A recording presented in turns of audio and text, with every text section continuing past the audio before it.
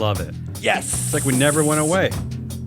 Yes. Live from the unpublished poetry. Why is it unpublished? This guy has money. Of a kneeling Jamie Dimon. Oh, I would love that poetry book. Right? Yeah. It's a Business Pants Friday show here at April 10th Studios. April 10th Studios 10th, featuring geez. Analyst Hall, Matt Moscardi. On today's weekly wrap-up, Jeff Shell's Shell Game. Nobody knows who Jeff Shell is. No, that one is lost on people. Maine hates data. That's true. The state of Maine. Yeah. And then this joke the writers tried to get in. And Sam Control-Alt-Delete Man never goes away. I begrudgingly like that joke. Yeah, okay. I would love to Control-Alt-Delete Man Sam. I would love it. Can we do that? That was hard to Can follow. we end process? Can we just like right click on him and then end task? So on the command prompt when I'm running Python code, it's Control C actually. So either one would work. Either one. Our show today is being sponsored by Free Float Analytics and freeflowanalytics.com, the only platform measuring board power, connections, performance for free. When do we get? Come on, when? When are we getting it? It's a good question. Should be by now already, but I didn't see the update yet. I got to talk to the team there and the back end staff because as much as I love our sponsors, feel free to reach out if you have any. If you want to be a sponsor, if you know of any new sponsors. Yeah, we will happily kick every one of our sponsors to the curb if you offer us more money. Yeah, we could put them at the end of the show, and we could take you as a new one. All right, you ready? You ready for this? I know you have things to do today. A lot of things to do, but a lot of things to say. This is a big day. You? And Oh, no. I totally switched up. Did you see my? No. You haven't seen anything, so you're going to be surprised. I totally switched up. All right, let's get this. Let's do a story of the week first. Yeah, I kind of feel bad for you. No, because I'm doing something antithetical to my personality. Let me tell everyone that Matt was saddled with this responsibility of picking assholiest of the week, or maybe he chose it. I'm going to pretend like he was assigned it. But so he, I think it so was he by comes unanimous consent. So he comes off as being the jerk, like he's constantly branding Angry, everyone an asshole. But it's ranty, it's just his job on the show. So I was thinking, we could retire it. We could just have like an assholiest, like we do goodliest, and just name a few and move on. You could. So it actually hurts my soul to do just goodliest. I can't. It's not really a part of me. That says it all. Okay, you ready for stories of the week? Yeah, let's do it. Jeff Shell, the aforementioned Jeff Shell. He's the president and board director at Paramount Skydance. Paramount Skydance is the new, is it even a real company? It's like the fake media company that's owned by the Nepo baby David. I shouldn't say owned. It's run by David Ellison. His daddy bought it for him. Daddy bought it for him? His daddy literally bought it for him. Netflix was going to buy Warner Bros. Discovery, and because it was a much better offer, they were going to accept. And then Daddy came in and said, "No, I have many, many millions in my pocket." And Do you know how Daddy funded buying it? At least Go ahead, in part. Well, I know a lot of Middle Eastern. Okay, friends, so right? there's actually the funders of the Paramount, Warner Brothers deal, but Daddy also funded it by firing 30,000 Oracle employees, which increased his equity stake by over $6 billion. He made in equity. Wall Street love layoffs. $6 billion, which love that. definitely helps defray the cost of buying your kiddo a whole company so that they can pretend to be news people.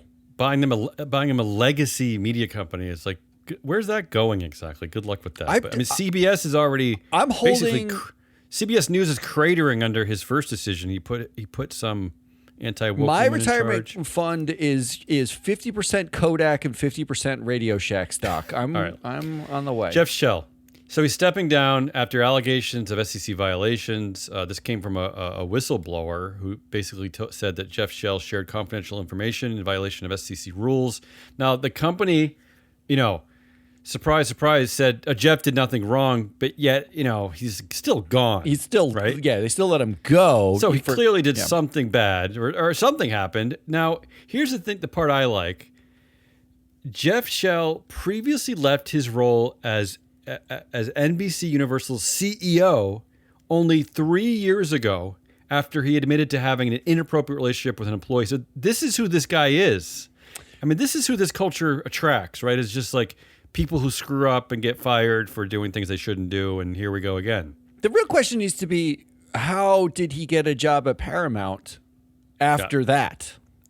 And speaking of which, this is how you fail up in this world. So you do many things wrong, and then you activate your separation agreement, which the company gives you. Is that a button? And you get about $16 million. Now, that's $11 million in equity acceleration, now, which they didn't have to do, right? And then, how about this? $5 million in cash. How about cash? That? Wow. Yeah, and then some, and then like something a lot of Americans don't have, you get some health insurance and some other good stuff like that. Let me ask our listeners, how many times has $5 million in cash been deposited in your account, like your ADP, account, whatever?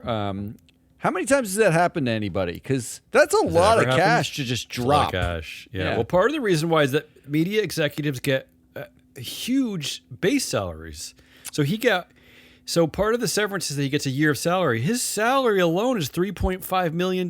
So he's getting it for doing nothing. Speaking of huge base salaries. For screwing up, for being a sucky dude, he's getting cash. I mean, David Zaslav failed up. Like, his companies are big failure. Like, they didn't make any more money. $890 million? He gave an $887 million golden parachute. I've never actually understood media executive pay.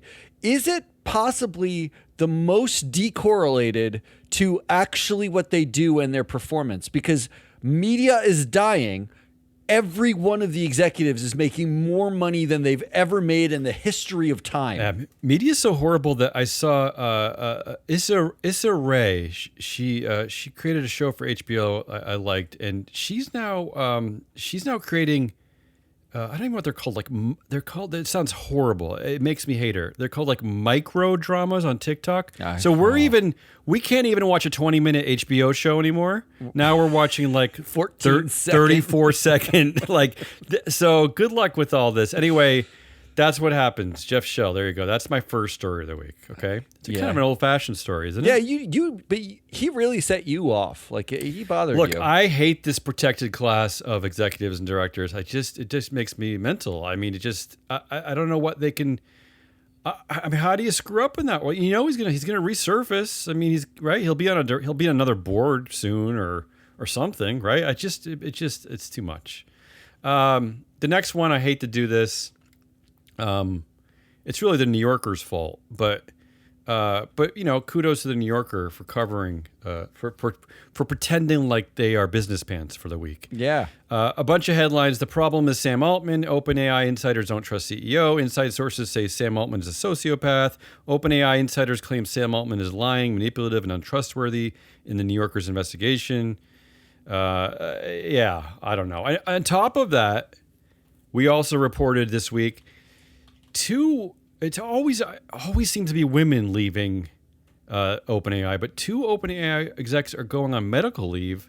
That's Chief Marketing Officer Kate Rausch and Fiji Simo, who really might be the smartest adult in the room, because from what you hear about Sam is that first of all, he's a college dropout, and we do make fun of that. Yep. We knew Second that. of all, the sources tell you that he doesn't know anything about any of it. He can't code. He can't really do much. Sounds like me.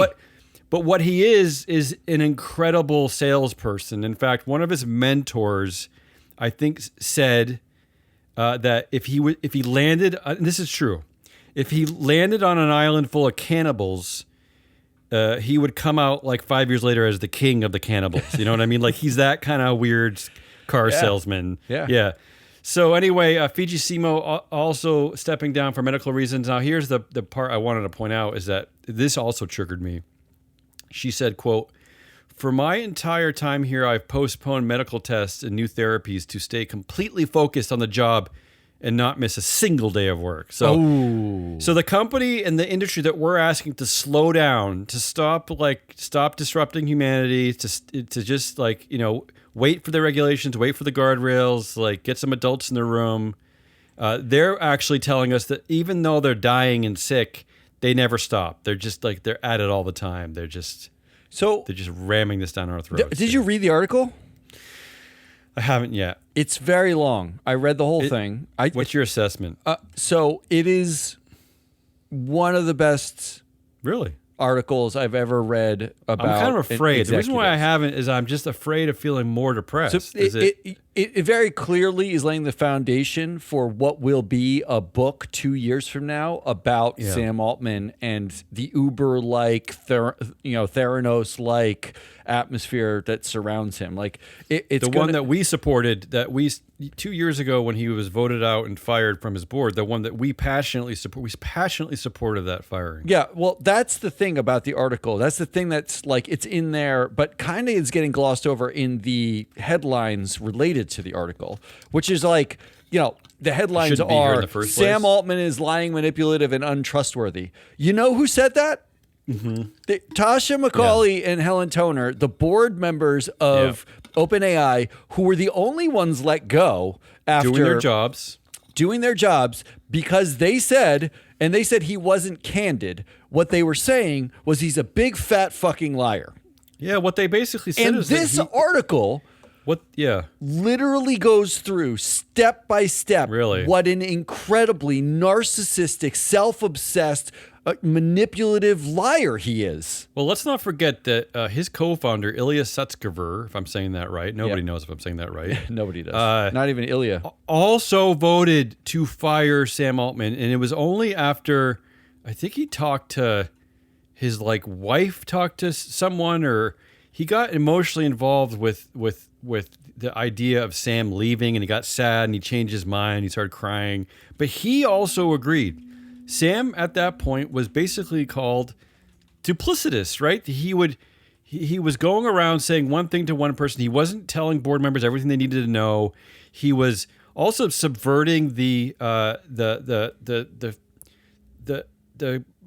what do you call it? The motto, what was it? For the benefit of all humanity or whatever, the mission statement. The mission statement of the nonprofit. He was absolutely subverting it. It wasn't that he was subverting it. It was that it literally is not a thing. None of the things when you read the articles, when you read the article, you understand that nothing that he says is a thing as soon as he doesn't want it to be a thing, and he Jedi mind tricks everyone into thinking that it never really was that important. This is the path we were always on, and it's a new path, and it's like sounds horrible. It's really it's something. Well, no wonder. That makes me understand even more now why so many OpenAI employees stood up and didn't want him to leave, because you're right, it does sound like a Jedi mind trick. So the reason why they didn't want him to leave is he was bringing them down a path where it was going to be a for-profit company. They had all joined a nonprofit and taken less money. And they realized, shares or something? Yes, they realized that all of a sudden there was this opportunity where they'd all literally be billionaires. And if they lost Sam Altman and this board won, so none of it is altruistic. There's no proof in that. But there's literally nothing about what happened that's altruistic. And as evidenced by the fact that the people they brought in to replace Helen Toner and Tasha McCauley were Epstein, Larry Summers. That's right, Larry Summers, who had already on record for being a misogynist jerk. In fact, that's why he lost his presidency at Harvard, essentially. And he's the one they find, and then of course he's implicated in the Epstein files. Of course. And then Brett Taylor, the ultimate tech bro, who was the co-founder at Salesforce, who was the chair of the board at Twitter when they negotiated with Elon Musk, who's friends with all of them. The two of them were in charge of the investigation into whether or not Sam Altman was lying to the board. They hired Wilmer Hale, the law firm, and it turns out that the law firm produced zero written report because they didn't want anything on the record. They gave an oral report to Larry Summers and Brett Taylor. Brett Taylor went on the record in this article of saying, because we had an oral report, we didn't need anything in writing, so it was fine. Wow. I mean, it's fucking crazy, the level that these people, the level of narcissism and insularness in Silicon Valley, how much money is involved, and how they all just operate around power and money. That's it. I will say this is why we were on this pulpit of this very nerdy fight to get rid of, at least I think you agree with me, get rid of all dual class companies. Oh, 100%. Get rid of. get rid of controlled companies, especially in this industry. Get rid of CEOs who are also chairs. We need like actual governance. If Donald Trump is looking to obliterate a civilization, obliterate the civilization of dual class shares and fake public companies. This is too much. This is scary. Now I got to tell you, kudos to the New Yorker. First of all, before I move on to the next story, they have a much more diplomatic title. The story is called "Sam Altman May Control Our Future. Can He Be Trusted?" Now, if you go to that article online, they have a fabulous animation of Sam. He's got like removing his face. He has like 8 different faces, and he's taking them off and changing. It's really a fabulous animation. Anyway, that's our second story. Ready to move on from Sam? Yeah, please. I am. Wouldn't it be great if like we could make decisions in this world? Like we could just step in and get rid of dual class shares, like at Facebook or Meta or whatever. Like it was up to us. That sounds like a horrible idea. I think they should just turn it all off. That sounds like the better idea. Okay, now we get super nerdy. Proxy advisor ISS recommended a vote against the BP board for revoking 2 resolutions from 2015 and 2019, which required company-specific climate reporting. Now, both of those resolutions passed with near unanimous support.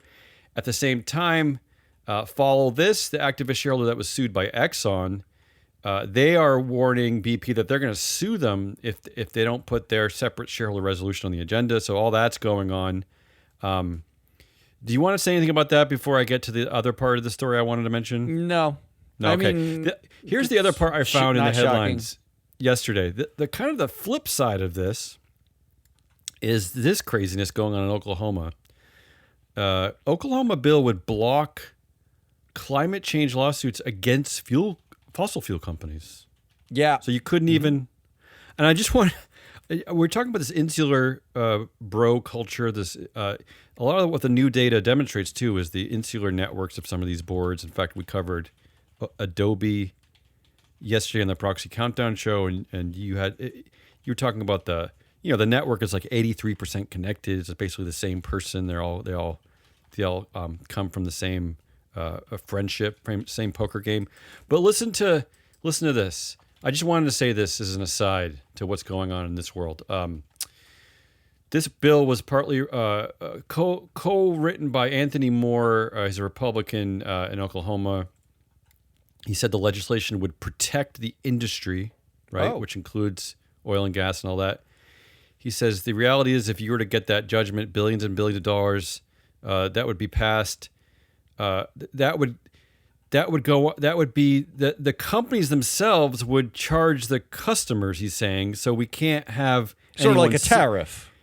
Right. Like he's saying that if we sue the oil companies because they're creating climate change damage, they're just going to charge us anyway. They're going to make gas prices go up. So let's not do it. Like this is his crazy logic. And I just want to tell you who Representative Anthony Moore is. I'm just going to just list some things about him. I'm not even going to tell you which side of the aisle I'm on for what I think about these attributes. But I'm just going to tell you some of his things from his biography. He won a state championship in golf. He minored in Bible in college. I didn't know you could do that. He minored in Bible. He began his professional career. Whoa. He began his professional career as a landman in the oil and gas industry. Oh, shocking. His law practice focuses primarily on oil and gas and has received numerous recognitions for his work representing oil and gas mineral owners, earning Super Lawyers Rising Star recognition in the field of oil and gas law for 5 consecutive years. So congratulations. So this whole like anti-woke thing, it's really not anti-woke, anti-ESG. It's always money. It's bullshit. Always it's self-serving money. nonsense. You know what? Right? The problem was the woke thing. If we're going to talk about the anti-woke thing, the woke thing turned into money too. Greenwashing, selling fake ratings or things that didn't do what they said, like giving everything like a woke name or sustainable name or like it's all. Remember we used to count always money. We used to open annual reports of companies that had like no diversity in leadership anywhere, and we just count like like brown faces and like women, whatever. Like, they're everywhere, but yeah. I do want to stop really quickly and say His quote is, "The reality is, if you were to get that judgment, billions and billions of dollars, that's just passed on to the taxpayer." Okay. I just pulled up from his, from a website that he applauded the tariffs, right? Like he did. That's literally it's the same. Oh my God. It's a tax passed on to the taxpayer. Yes, of course. All right, move on. Finally, here's a guy who desperately needs, not only does he need access to free float analytics, all the data, and maybe a pretty good consulting contract, is a man named Mark Cuban. So here's the headline. This guy, he's just the worst governance analyst I've ever heard of. Mark Cuban admits I like Mark he Cuban. made a mistake letting go of the Mavericks. He sold his basketball team for 4 million, 1,000 kabillion trillion dollars. I think that was the real number, because that's how much games are worth somehow, like the little bouncy balls. He said, "I don't regret selling. I regret who I sold to." Now this made me insane because all this Mark is like had to trigger words for you. Mark, I know you're a listener. All you do is call us up or we write could have told me. I you have an the email name address. yeah. Because here's who he sold to. He sold to Sheldon Adelson, the family of Sheldon Adelson. Yep. He is the founder, chair, and CEO of Las Vegas Sands Corporation. Super conservative family. But his whole network is within our database. Yes, he owned. So again, it was a controlled company. He owned more than 50% of the stock. Even then, he still took home $25 million in pay and $5 million in security costs, even though which is really, you don't see that a lot for a controlled company. This guy was a greedy bastard. I mean, usually they take like a little bit of money. How right? on earth was he going to pay million. for the Mavericks if he didn't just take it all? His son-in-law, Patrick Dumont, who ended up being the general manager right at the Mavericks, who traded their star player for like a bag of peanuts. He was also the CFO and a director at Las Vegas Sands Corporation. Now, to your point, he was Donald Trump's largest donor in 2016 and 2020. All the information I could scrape as of 2024, so I couldn't even get the last 2 years. The family has already given $557 million, $500 million to Trump and the Republican Party. I love this quote that he had in February 2012. He told Forbes magazine that he was against very wealthy people attempting to influence elections. Oh, he said that? But yes, he said, quote, "But as long as it's doable, I'm going to do it." There's so much more I could say. I have so much more information that I'm not going to go into. I don't want to bore the audience. Yeah. But Mark Cuban, come on, dude. Like, is this genuine? He didn't have Google when he sold them. I think Google was down. Free flow analytics is free. The internet was down for him. It's maybe free. Maybe his router went out. And he can reach out to us. But you think that's? I mean, what do we? Mark, and again, like, thank you for being a great salesperson for our company. This is exactly what we're trying to say every day. Is that you got to know who these people are. There are people making decisions at these courts. They're real people. All right. So my four options are Jeff Shell, Sam Altman, the BP lawsuit, and with sidecar of Oklahoma Bill. I don't know why I tapped and Mark that one. Cuban. I just had to put that somewhere. Yeah. It's Sam Altman. It's Sam Altman. Can I all just day tell you long. that we have? Here's my problem. We have so many incredible, like really just like interesting headlines that come through our company and our shows. It's like you can't even get them all out anymore. It's really hard. So sometimes we do kind of slip them in where they don't belong. All right, let's like do that good one. list. All right. So Sam Altman was story of the week? Okay. Yeah, Sam Altman. Move on. Ba, ba, ba, ba, ba. Sam Altman triggered me so much that I got into like a stuttering loop back there. I couldn't. I know, like, my you were brain like, what's a misfired. mission? A mission. I couldn't handle it. You were like right. ChatGPT. Yeah, I lost it. You've got one. I've got two. I'll get mine out of the way so that you can go on a roll. The state of Maine, where I live, this has nothing to do with Maine. It just happens to be Maine. Set to become first state with a data center ban. Yeah. Mm-hmm. It's gonna make it all the way through the House and Senate, and I assume the governor's in a tight primary race with another for Senate, and I think she's gonna sign it. It's gonna happen. I have two, and one is the BP chair faces shareholder backlash over climate vote block. But that's part of the same story I covered. It's part of the same story you covered. But I don't like just the chair. It should be the whole board, no?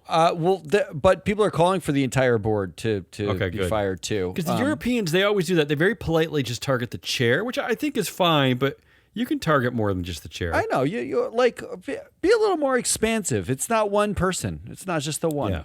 Yeah. But the other one I chose was Elon Musk seeks ouster of OpenAI CEO Sam Altman as part of a lawsuit. So I don't like celebrating things that Elon Musk does. But at this point, I'm willing to make a deal with Satan in order to get something done, because I'm pretty sure Elon Musk and his dopey cars and his dopey rockets do not pose the existential threat that AI and Sam Altman do. Well, although, what are you talking Musk's about? AI is pretty bad. But nobody likes Musk's AI. Like it's so bad.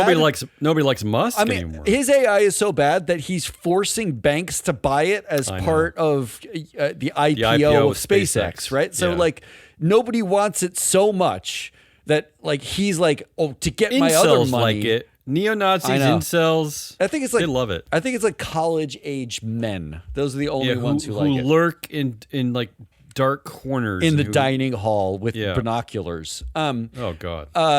But Elon Musk has been in a long-running lawsuit and is featured prominently in the article. A long-running lawsuit against Sam Altman and OpenAI. Is this possible? And he's now saying, for going against their nonprofit mission, right? He's suing them for like billions of dollars, and he's saying all the damages should be donated to the OpenAI Foundation only if Sam Altman is gone from the company. This is cute, but this is not going to happen. I just love that.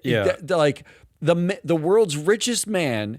First of all, he's incredibly petty. He's such a man-child. Like everything about him is a man-child. Yeah. But the world's richest man if you call him a man-child. Is taking on the world's biggest threat, which is this is not going to happen. I mean, I just like it.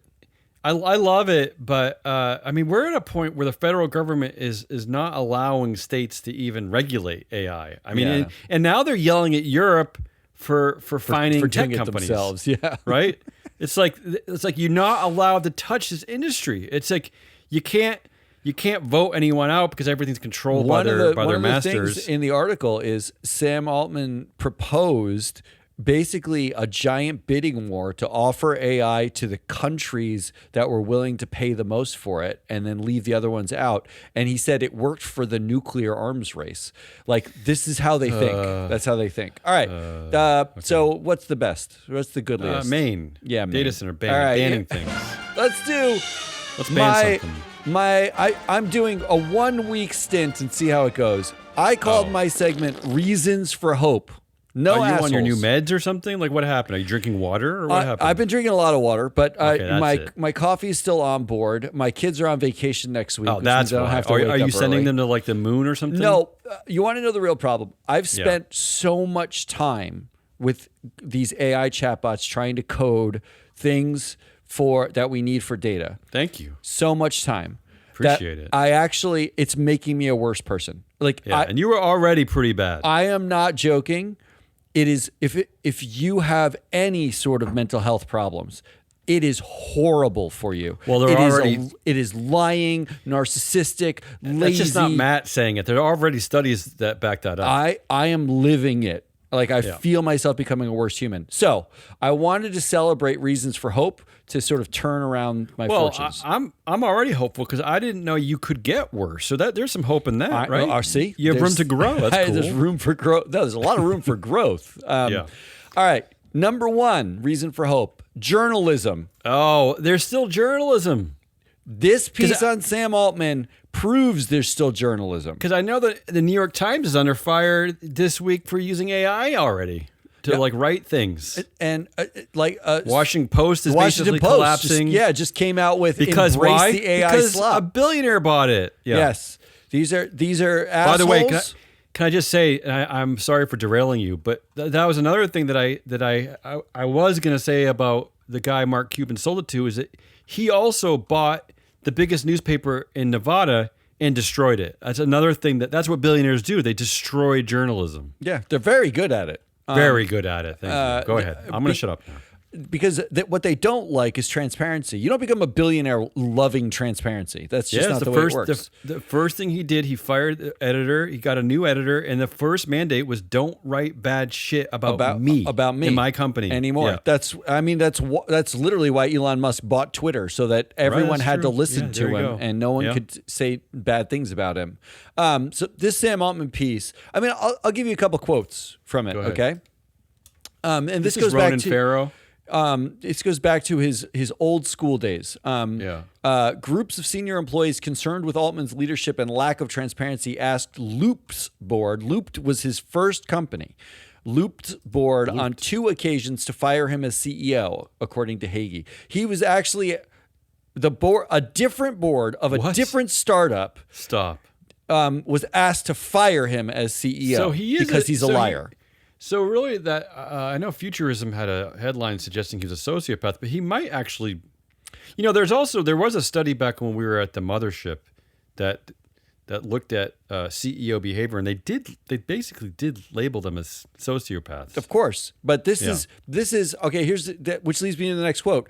Quote: "We have interviewed more than 100 people with firsthand knowledge of how Altman conducts business. Current and former OpenAI employees and board members, guests and staffers at Altman's various houses, his colleagues and competitors, his friends and enemies, and several people who have given the mercenary culture of Silicon Valley have been both. Yet most of the people we spoke to shared the judgment of Sutskever and Amodi. Altman has a relentless will to power that even among industrialists who put their names on spaceships sets him apart. Wow. He's unconstrained by truth." The board member told us. "He has 2 traits that are almost never seen in the same person. The first is a strong desire to please people, to be liked in any given interaction. The second is an almost sociopathic lack of concern for the consequences that may come from deceiving someone." In fact, that's what the article lands on. Multiple people, unprompted, called him a sociopath. Yeah. Well, you know what? That last statement in a nutshell kind of encapsulates my thoughts about this AI generation, right? Is that we are being promised that it'll solve everything.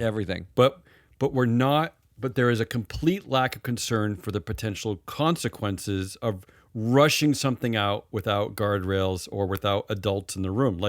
And that's the thing that scares me the most, right? Is that no one slows down to think about those things. It's only just this rosy picture. So that's Sam, and that's really Sam. That's Sam. That's his whole life. So there's this. It was ChatGPT and OpenAI that created this ballgame. If you want to be terrified, read the New Yorker article. But the next piece of journalism is much more small and babyish, but equally as important. And listen to Business Pens regularly. Here's the headline: Senator who criticized Disney for being too woke spotted at Disney World. Well, okay. Is that a surprise? Wait, this is part of your journalism. This is You're praising this journalism. This is praising journalism. Okay. Because I like what you're doing here. They're still assholes, but you're praising things that cover assholes. Right, exactly. Well, the thing here is, the point is, so this is Senator Rick Scott from Florida. It wasn't even Lindsey Graham, because Lindsey Graham was also photographed at Disney. This is a different senator who was photographed by TMZ at Disney World. He said, quote, "Disney used to be the happiest place on earth. Now it's just woke central. It's on the losing side of an issue that the majority of families, regardless of political ideology, agree with." He also criticized Disney, adding, quote, "Disney tries to lecture us with these extreme views. The mouse is completely unwilling to speak up for freedom and against real oppression in places such as communist China." Oh, we're back to China. I love it. Yeah. That's what he said in 2023, 2022, 23, 24. Those warmongers, the being Chinese. anti-woke was really loud and cool. He was just photographed there having fun at Disney World. Look, because journalism matters. Yeah, because what he said is there's no validity in anything he said originally. The real Rick Scott is the guy who goes to Disney because he's there. The thing about journalism, the fake Rick Scott is all that crap about there. Because what Disney, all I see when I see Disney is like a commodification beast. Like it just sells everything all the time. It's just there's no wokeism. Marketing, a retail. It's not a professor at like McAllister in Minneapolis. It's something that sells everything to you constantly. Like, that's all it is. But here's what I like. Here's the reason for hope. Journalism has memory. Like, unlike the internet anymore, journalism is about going back in time, giving you the full picture, the context. Right. Nobody talks about Sam Altman at Looped. Nobody anywhere. Have you ever read an article about Sam Altman's time at Looped? No. Or when when he got the job at Y Combinator as the head of Y Combinator? In fact, Sam Altman, when he was the head of Y Combinator, also was pushed out of the head. But yeah, they did report on that when he was fired originally. Yeah. No, you're right. So much of that gets swallowed. You're right. And just being able to say, Rick Scott is at Disney World. Didn't that guy say he fucking hated Disney World? That is important. So that's number one. Reason for hope, journalism. Number two, local resistance. It's got to be on the state level, I guess. Yeah, you already said Maine is set to become the first state to ban data centers. And that's the great con. Like, Maine is recognizing that these data centers, they're promising jobs, but really all it is subsidies paid to billionaires, energy consumption, water problems, horrible pollution, and no one wants to live near them. There is no upside. They want them for the abundance. And Maine is a state that doesn't have a water problem until you put 12 data centers there. Yeah, I was going to say that the one thing Maine does have going for it is just incredible access to incredible water. And I was thinking with these data centers, that could be the one thing that ruins our access to incredible water. Everything, right? But Maine is just one. There's a city in Wisconsin that also just voted to ban a town. It's just like a smallish town that just voted to ban data centers. You pull the headline, despite apocalyptic warnings, California fast food wage hike didn't kill jobs. Because there was a blowhard franchisee from Carl's Jr. Today who claimed that that's the reason why he had to close a lot. It's like, no, because you suck at your job. Yeah, it turns out raising people's wages didn't cost anyone their jobs. No, of course not. And there's a growing list of countries that are banning young people from social media. It's like it keeps getting added to. It's local resistance is a reason for hope because there are pockets of it everywhere. And it can be your town. It could be you in your home just doing something small, like unsubscribing from bullshit and not paying, unsubscribe from Instagram. The only person who benefits from Instagram is Mark Zuckerberg. He got your attention. You get nothing out of it. It's not actually good for you. I wish the sentiment would flow upwards though, because I know you're gonna. This is where you roll your eyes at me because it's like wishful thinking times 25 million. But we should, stock exchanges. They should be banning. There shouldn't be tech companies with dual class dictators. No, but look, what are we doing? That's like the problem with the reason why it has to be local resistance is the money flows up, right? No one in the local place has the money. Right? Yeah. So true. The resistance comes from the place where you don't have the money and you get trampled, right? By the money. So the money plays the same game where they are looking to gaslight you and crush you and get your attention, get you to use their products, never stop, threaten your jobs, threaten you every way they can. And the local places, your town, they're the ones. I mean, I've been going to town meetings and they're talking about how waste management companies want to charge another $1 million next year to just pick up the same trash. And it's like that happens in every town, everywhere. And the only places that can fight are your town. If just start composting, right? And don't pay a fucking asshole billionaire who owns a trash company more money for nothing.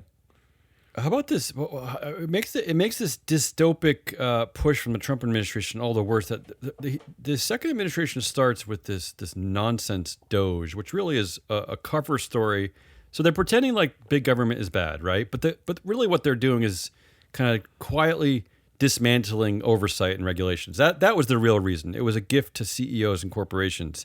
And then at the same time, where they're saying like, federal government bad, the federal government is telling states you cannot regulate against AI. Like it's crazy. I mean, that's so dystopic and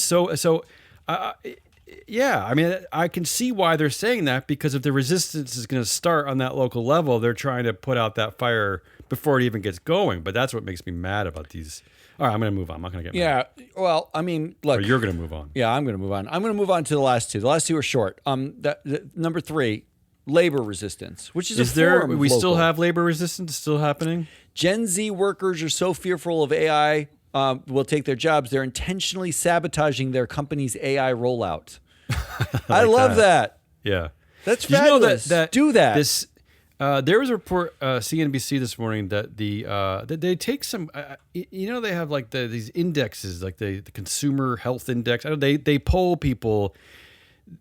Even worse than COVID right now, they think that the job market is now worse than it was during COVID. This is how pessimistic and frightened people are.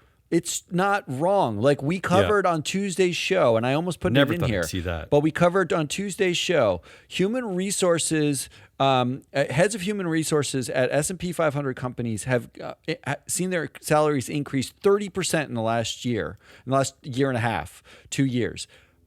The reason is that all major companies are girding to fire you.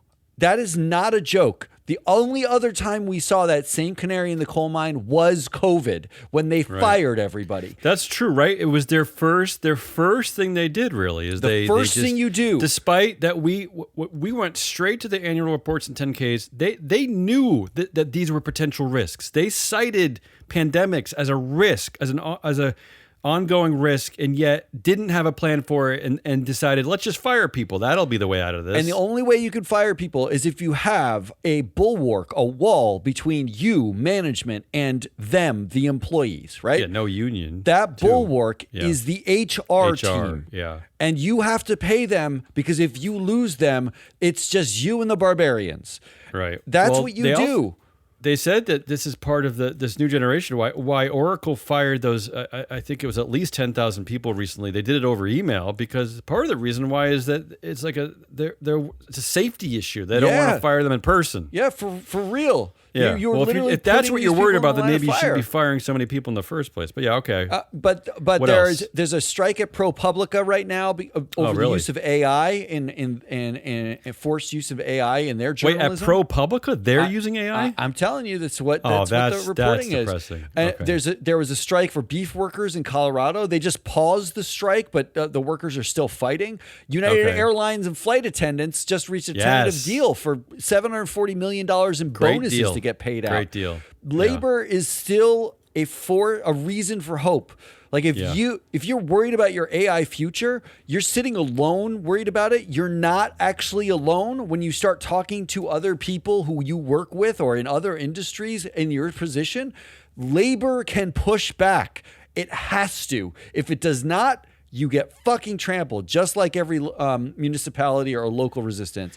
The only labor movement or union that seems to suck these days is just Starbucks. They just seem toothless. I don't know that. I know you're down on them, but $17. They went from their demand already fell from $20 an hour to $17 an hour. That just made me sad. I just they're fighting. They're still fighting something. They're fighting a machine.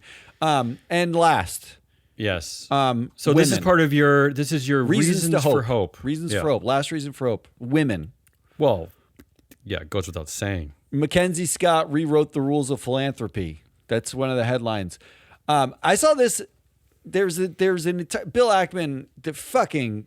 Oh, speaking of Bill Ackman, blowhard. Yeah, what we haven't covered is yet another baby billionaire who is trying to buy legacy media. He just Universal, Yeah, $65 billion or something. $64 billion is the headline number to try to buy Taylor Swift and Kanye West. Remember we talked about this when Kendrick Lamar or whatever. When the misogynist, racist Nelson Peltz was trying to take over Disney. Remember we talked about this. We talked about how these babies, they're so they so need to take over media companies. Their egos are so massive that they need to be in media. Well, in this case, despite having no background, no expertise, no nothing about anything. In this case, someone like his foundation that manages, or the group that manages his money, there was some dispute. He, problems. He has his nephew, his nepo, nephew, like come in and step in and look at it, or like someone he's related to, and makes some comment to a woman that is probably not horrible, but if you feel threatened, you feel threatened. And the lawyer who was working there reported it, ended up getting fired, and demanded, rather than severance, demanded a payout. Basically said, no, you're firing me on, I don't like the reason you're firing me, whatever. This would have been one of those little disputes that happens in lots of places, except that Bill Ackman went public with it in a post on Twitter. He gave the woman a pseudonym. This is like 2 days ago, right? Like, the business news has not picked up on this. Gave the woman some pseudonym, and basically spent the entire post fucking shaming and bitching about woke culture, and this is the problem. And the people who flocked to his side to agree with him with no context, just listening to what Bill Ackman posted, included Elon Musk and Chamath Palihapitiya and like all these fucking assholes, including our favorite asshole, Robbie Starbuck, who said, but not a real journalist, citizen journalist. Said, quote, "There is a system that preys more on white males because it's like they are outside the victim hierarchy. And when you say that, women must be the beacon of hope. They're the reason. They must be winning. You people don't. A multiple billionaire is bitching about a lawyer who worked for him, who's upset about something they felt like was unsafe or hostile at the workplace, and you are bitching in public about it, and you threatened. He said in his post that he will fight this to the ends of the earth. What a fucking dick, right? Like women, get out there and do it. Fight every step. You're the reason for hope. Get into politics. Get into business. Like we need to take over. I mean, as I've said a million times in these shows, men have had their chance. It's like women should get the next 100 years, and then in 100 years, let's look at the data. Let's look at the findings, and we'll see how they did running everything, because the men are sucky at it. So those are your 4 reasons for hope. All journalism, local resistance, labor resistance, and women. You got to pick. Well, your reason for hope this week. Well, I women are my reason for hope every week, so I'm going to skip that one. Labor resistance, but that's also kind of an evergreen. I'm really deciding between local resistance and journalism, but it's something that we don't talk about enough on the show is the importance of journalism. I mean, it's one of the most important parts of our democracy. In fact, I think corporate governance and journalism sort of are cousins, in the sense that they are trying to just expose things, right? They're just shining a light on things. Yeah, and it is greatly disheartening to see the demise of all these great news agencies. A lot of them, because of billionaires and now like the because of the Mark Zuckerbergs in their world who've created these new drugs that people are getting addicted to, and they've ruined their attention spans, and they can't get beyond a headline, really. I mean, they can't actually read the whole article. So journalism. I'm gonna go with journalism. All right, I think that's the right answer. Let's move on. We'll do headlines, winners, predictions, and get out of here. I mean, it almost is gonna have to revert to like a non-profit world or something, because is it going to survive in a corporate is a world? Non-profit, and they're using. But the New Yorker's not. The New Yorker is an exception to the rule. I mean, it's. There is one company that does like business journalism, but they also take activist stakes in the companies, and they might be the only future model I've ever seen, because there's no money otherwise. Nobody wants to pay for journalism. Well, look, the New Yorker is fabulous, but they've raised their newsstand issue price, like if you buy it like at the airport, is I think it's up to like $12 or $13. I mean, you can't afford to read that, unfortunately. So, yeah. All right. Headlines. Yeah, I got an easy one. McDonald's CEO. I'll give you the background quickly. Chris Kempczinski last month he ate one of their McDonald's disgusting burgers. Would you call it eating? Well, he put nibbled it on one his of their mouth. Yeah, he nibbled one of their new disgusting burgers, and he looked like horrified, like he was going to throw up. He wouldn't even. He did not like it. So everyone's been making fun of that. McDonald's CEO said he blames his mother. For his infamous Big Arch taste test. I like that he found the scapegoat, the female scapegoat. His mother. It's his mother. Yeah, because his mother told him not to talk with his mouth full. Oh. But yeah, let's find the woman and let's blame her. I love it. Yeah, blame your mom. I got two. The first one, Go ahead. You're looking at the AI revolution all wrong, top economist says. 40% unemployment and a 3-day work week are the same thing. That's actually interesting because Isn't if it? you do the math, right? Because I'm going to do some populist Roughly? math here. Because this is the extent of my math skills. That roughly a 5-day work week is each day represents 20%. Yeah. Right. So if you subtract 2 of those days, right? 2 times 20 is 40. 40%. Oh, I see what you did right. That's there. what they did there. Yeah. That's a top Actually, economist. I never really thought of that because the salaries are not going to remain the same. Yay!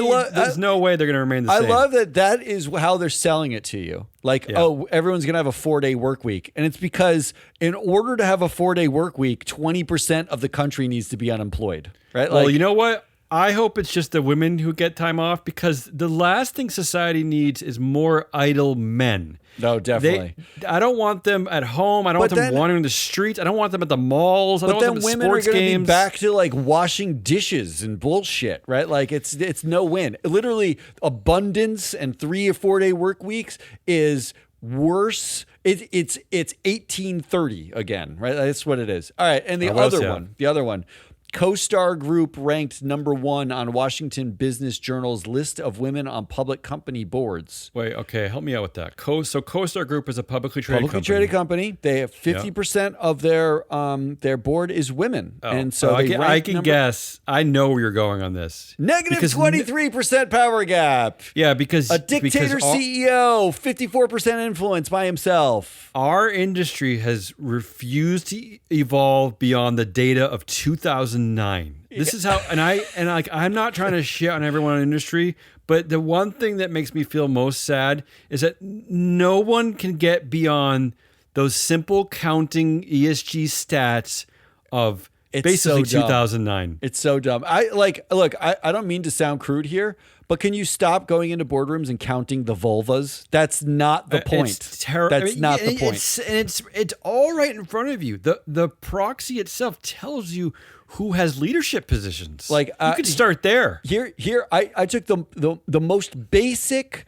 number that was left out of that article that you could use. The average female director tenure is 2 years. The average male director tenure is 15 years. Wait, what? Who do you think at CoStar Group has the power? The women who have been there for 2 years on average, or the men who have been there for 15 years on average? How about this one? To back up what you're saying, a headline that we tagged, Swiss women company board quotas shows results, right? So they're talking about in Switzerland how there was a mandate to get at least 30% of women on the board. Yeah. That's, I'm for mandates and quotas, but they have to go beyond just the counting, to your point. Yeah. Ready for this? Out of those 30 companies, 1 female board chair. 1. 1. Right. So that's not results. That's not results. That's counting vulvas. We're doing it. If anything, that might be like worse to me. Like there's something like sinister about that. Okay. Well, who's your winner for the week? You're not going to like my winner. It's a falling up winner. Jeff Shell, constantly falling upwards and getting paid for it. Because again, not only does he get kicked out of Paramount Skydance, he got kicked out of a Nepo baby company and gets $15 million to walk away for maybe being a crook. But just 3 years ago, he got fired for being a creep. Yeah. So I mean, this is his winning. track record. That is winning, though. That's it is winning. Yeah, what do you I got? had David Zaslav, but he hasn't actually gotten the $887 million. There's a vote on that, so I'm going to skip him. You think that's cute of you? You think that even if shareholders reject it, you think he's not going to get I know at he's least going to get $500 million of that? Yeah. But I'm going to choose instead Nepo grandchildren. Nepo grandchildren. We Yeah. don't talk about that a lot. Like the Waltons or something. Who are you talking about? No. Here's the headline: Hershey is moving back to the original recipe for Reese's peanut butter cups God. after the chocolate's grandson blasted them last month. Oh, that's cute. I think that's great. He's winning. That, like I imagine like a 7-year-old or something being like, "This tastes like ass." Hershey's is gross. Get some dark chocolate. Predictions. All right, bear with me. You know me. Sometimes I only pick up I pick my headliniest just to set up my dumb joke and prediction. So my headliniest was McDonald's CEO said he blames his mother for his infamous big arch taste test. My prediction is the new BP CEO, Meg O'Neill, right? First external hire in 100 years, first woman to run a big oil company, blames her grandmother. Oh. She blames her sister, she blames her mom, her aunt, she blames herself, and she blames her daughter, and then apologizes after it is proven that BP's scaled back green energy targets missed out on revenue from the effects of the war in the Middle East, despite the fact that it wasn't her decision in the first place. Oh, well. So she's just going to be like apologizing and blaming other women and apologizing, even though it wasn't her policy. And That's the saddest prediction I've ever heard. Because look what happens. Renewables are suddenly hot again now that everybody Trump is wants killing a more brown renewable. people. Yeah. All right, my prediction this week. Are you ready for ahead. this? I'm always ready. I'm especially ready to go to the bathroom, to be honest. I built all my predictions off of one thing. Okay. Jamie Dimon says. Oh, our favorite sayer. The sayer of he's stuff. our favorite. Really, Jamie Dimon is the poet laureate of our show, if anyone was wondering. These are... No, he is. I mean, he these says three so many headlines. wonderful things. Three headlines of things he actually said just this week, and I built the predictions off of. Just this week, seriously? JP Morgan CEO Jamie Dimon says, don't make big decisions when you're tired, especially if it's on Friday. Oh, it's cute. It's like Garfield the cat. So my prediction is no decisions are made on Fridays anymore. Yeah, right. Yeah, I got it. Jamie Dimon says New York, other cities face worker exodus as lawmakers push higher taxes. Huh? My prediction is all workers leave New York City. All of them. All of them. Jamie said. Jamie said it. Finally, Jamie Dimon says inflation could be skunk at the party. Oh. Prediction, New York City party guests start bringing skunks. That's Wait, but I thought they left New York. I don't know what kind of a party is this. But maybe right before Not the they workers, leave. it's the owners. It's the landowners. Yeah. That's all we got. That's enough. That's Hazelnut Rollis. I'm your analyst, Soul Matt Mascardi. We More are than free. enough. Float. Come back next week. We are on a weekly proxy countdown. If you didn't get our proxy my countdown God. yesterday, we did a deep dive on Adobe. That was a good one. It was a good one. I like that show. You got to go listen to that if you're I voting usually hate proxies those at all. shows, but that was a good one. Go get that. Ann and Mike had a shareholder primacy this week. We're coming back on Always Tuesday and good. Friday. There's so much content. So come back for all of it. Until then, good.